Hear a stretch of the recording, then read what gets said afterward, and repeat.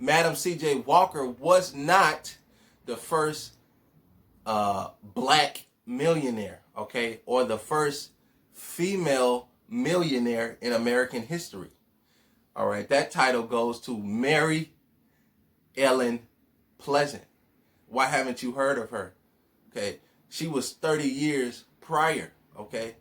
So during the time of slavery and enslavement of the people is when she thrived and existed as a real estate agent, okay, in California, all right?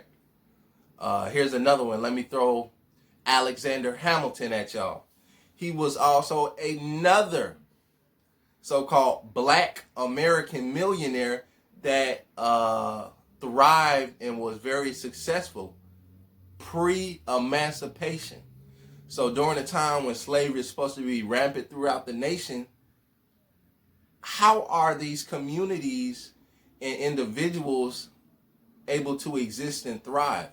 Well, that's because the whole story is not true, okay? We have an indigenous people who are reclassified as black and African American by the United States government, okay? So there's the African who came from Africa, classified as Negro and black, and then there's the indigenous American already here, classified as black and Negro. And so both of these two groups were combined, okay, in 1682. Right, there's a law that combined the indigenous American and then the African under one category. And so that's why there's a lot of confusion within so-called black communities, because they're not able to separate themselves and identify themselves properly as to which peoples they come from. All right, this is why the term black is kind of stupid. Okay, it's a legal designation in a false classification that was applied by foreigners. Okay, there are black indigenous groups on every single continent. America was no exception. So when you're calling them black, you're associating in your mind with African, but that's not true, because dark skin is a universal phenomenon. Okay, it existed on every continent. And with that being said, dark skin was not even associated with slavery, okay?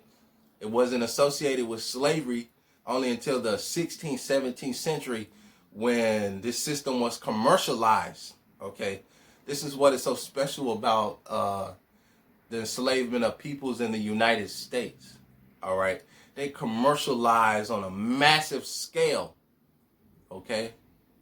And then they reclassified people, okay? They called them different names other than what they were in order to group them into categories, to separate, isolate, and manipulate, okay? There is an age-old adage, okay? And it never fails. It is one of the most used forms of warfare. Divide and conquer. And it works every time. You separate, isolate, and manipulate, okay? A house divided cannot stand. So this is why unity is so important. As an indigenous American, we have to connect back to other indigenous groups, such as the indigenous Nigerian, the indigenous European, all of these indigenous peoples, the indigenous people in the Polynesian Islands and the Melanesian Islands, all these indigenous people, we have to connect back to them. But before we can do that, we have to connect back to ourselves. So this is why genealogy and learning about your family history is so important, okay? This is why our identity is so important, okay? And if you look at it throughout history, you look at some of our so-called great leaders, you realize most of them that were really down for the cause were working on issues of identity and human rights, okay? And that's where it's at.